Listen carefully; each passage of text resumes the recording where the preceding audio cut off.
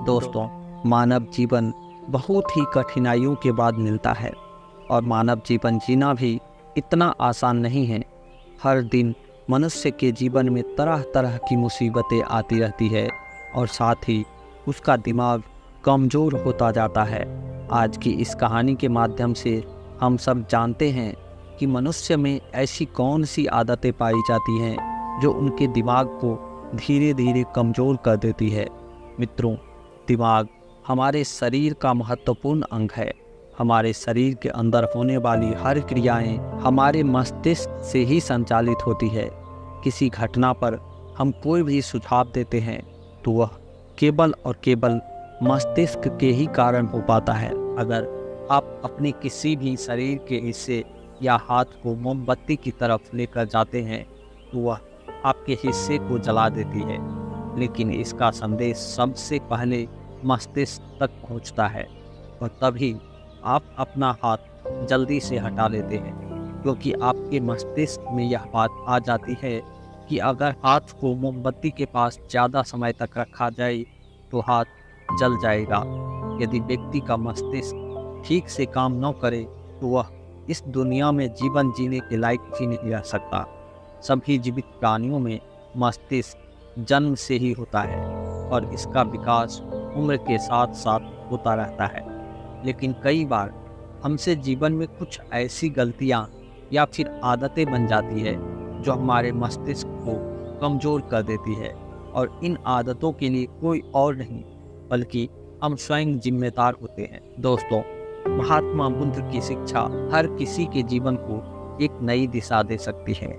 एक समय की बात है, महात्मा बुद्ध अपने कुछ शिष्यों के साथ यात्रा पर जा रहे थे। चलते चलते वह एक जंगल के पास पहुंचे और उस समय अंधेरा होने लगा। महात्मा बुद्ध और उनके शिष्यों ने निर्णय लिया कि आज की रात वह इसी जंगल में बिताएंगे और कल सुबह होते ही आगे की यात्रा पर निकलेंगे। उन सभी शिष्यों में से बुद्ध के एक परम शिष्य भी थे जो कि कद में नाटी और बहुत भोले भाले थे। सभी शिष्यों में से इस शिष्य की आदत बिल्कुल ही अलग थी। जहां सभी लोग 7 से 8 घंटे की नींद लेते थे, यह महाशय केवल 3 घंटे ही सोते थे। इनका मानना था कि जो लोग अधिक सोते हैं वह आलसी होते हैं। महात्मा बुद्ध के इस शिष्य को भोजन करना बहुत अधिक पसंद था। जब वे भोजन करने बैठते थे तो अन्य सभी शिष्यों के हिस्से का भी भोजन वह अकेले कर लेते थे। इसी प्रकार उनकी कई ऐसी आदतें थी जो अन्य शिष्यों को परेशानी में डाल देती थी। ऐसे ही उस रात जब महात्मा बुद्ध और उनके शिष्यों ने जंगल के किनारे पर अपना डेरा डाला, तब दूर दूर तक पानी की कोई व्यवस्था नहीं दिख रही थी।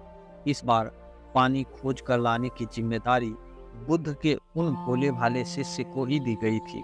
महाशय मटका लेकर पानी की खोज में निकल गए। उसका शरीर पहले से थका हुआ था। काफ़ी सोच विचार करते करते और चलते चलते आखिरकार उसे एक तालाब दिखा। उसने तालाब से मटके में पानी भरा और पानी लेकर जैसे ही आगे बढ़ा, वहीं पर वह चक्कर खाकर गिर पड़ा। उधर महात्मा बुद्ध और उनके अन्य शिष्य उनकी प्रतीक्षा कर रहे थे। जब प्रतीक्षा में पूरी रात बीत गई, तब अगली सुबह महात्मा बुद्ध स्वयं अन्य शिष्यों के साथ अपने उस शिष्य की खोज में निकल गए जो रात से वापस नहीं लौटा था। सभी लोग उसे खोजते खोजते उसी तालाब के पास पहुंचे और मूर्छित हुए उस शिष्य को होश में लाने का प्रयास करने लगे। जब वह शिष्य होश में आया और महात्मा बुद्ध को अपने सामने देखा तो वह चौंक गया। उसे कुछ भी याद नहीं था कि वह तालाब के पास क्या कर रहा है।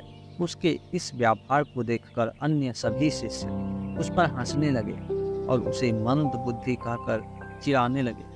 वह भोला भाला शिष्य वहीं पर रोने लगा और कहने लगा कि हाँ, मैं मंद बुद्धि का। तब महात्मा बुद्ध ने सभी को शांत कराया और अपने शिष्य को समझाते हुए बोले कि हम सभी ने देखा है, तुम्हारी आदतें अन्य मनुष्यों से बिल्कुल अलग है। तुम बहुत कम सोते हो और बहुत अधिक खाना खाते हो।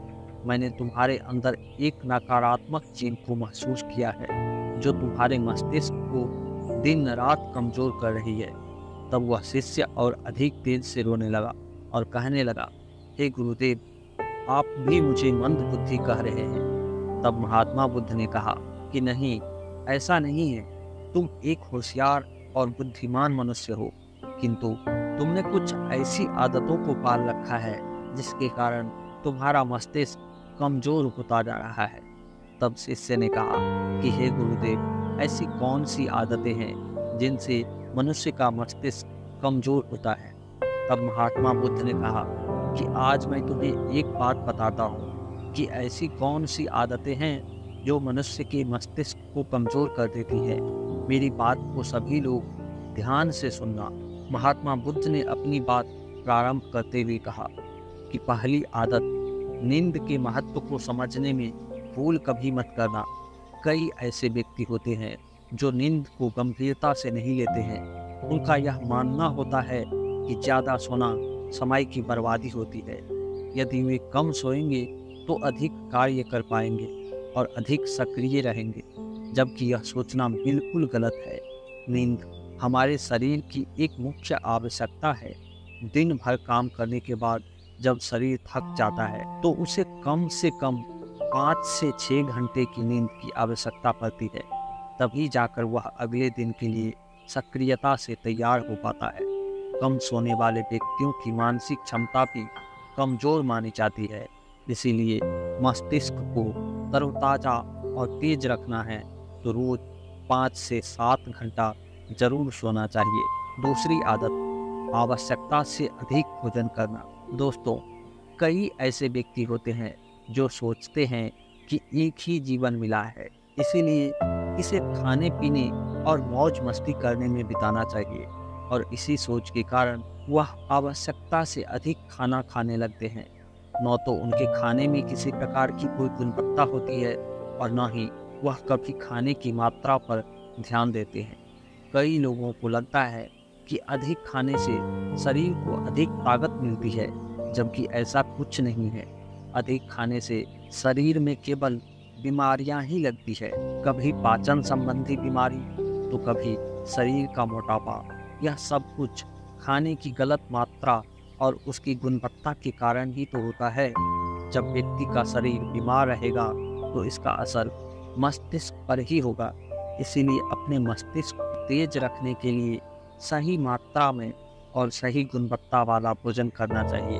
तीसरी और खास आदत, खुद को कार्य करने की मशीन समझना। इस संसार में कई ऐसे व्यक्ति हैं जो दिन रात काम के पीछे भागते रहते हैं, और इस बीच न तो वे अपने शरीर को आराम देते हैं और न ही कभी अपने परिवार को समय दे पाते हैं।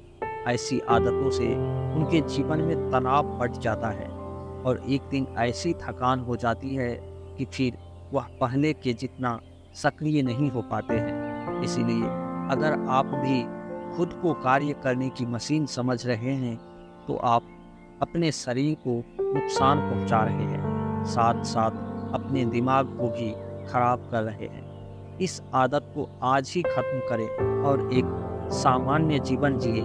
जितनी आवश्यकता है उतना ही कार्य करें। चौथी आदत, बुरी आदतों की भरमार रखना। कई व्यक्तियों में लक्ष्य इतना अधिक होता है कि वह किसी भी काम को ठीक से नहीं कर पाते हैं। उनके शारीरिक और मानसिक शक्तियों में अक्सर कमजोरी पाई जाती है, और इस कमजोरी का मुख्य कारण होती है उनकी गलत आदतें। काम को टालना, आवश्यकता से अधिक सोचना, बेकार की बातों पर चिंता करना, यह सभी दिमाग को कमजोर कर देने वाले लक्षण होते हैं। इसीलिए यदि सही जीवन जीना है और दिमाग को तेज रखना है तो सबसे पहले अपनी बुरी आदतों को खत्म करें। पांचवी आदत, खुद की बुराई और कमजोरी देखना। कई बार व्यक्ति के सामने ऐसी परिस्थितियां आ जाती है जिनमें वह खुद को असहाय और कमजोर अवस्था में पाते हैं, लेकिन इस अवस्था से निकलने के स्थान पर वह स्वयं को ही कमजोर मानने लग जाते हैं। खुद की बुराई करना और खुद को कमजोर देखना इंसान की सबसे बड़ी गलती होती है। यह कार्य जीवन में कभी नहीं करना चाहिए, क्योंकि यह आपके जीवन की प्रगति में बाधा बनती है। इससे आपके मानसिक स्वास्थ्य को हानि पहुंचती है, आत्मविश्वास में कमी आ जाती है और अपने दिमाग को तेज बनाए रखने के लिए खुद की बुराई कभी दूसरों के सामने नहीं करनी चाहिए या फिर स्वयं की बुराई कभी नहीं करनी चाहिए। स्वयं को सकारात्मक बातें बोलनी चाहिए ताकि दिमाग सही दिशा में कार्य कर सके। दोस्तों, उम्मीद है कि इस कहानी की यह 5 मुख्य आदतें आप सभी को एक नई राह दिखाएगी। यदि आप सभी को यह कहानी अच्छी लगी हो तो कृपया हमारे चैनल JPS इंस्पायर्ड को सब्सक्राइब करना न भूलें। दोस्तों, मिलते हैं एक नई वीडियो के साथ और आपको मानसिक रूप से मजबूत बनाना है तो हमारे इस चैनल पर यह वीडियो देखना न भूलें। वीडियो का लिंक आपको कमेंट सेक्शन में पिन में मिलेगा।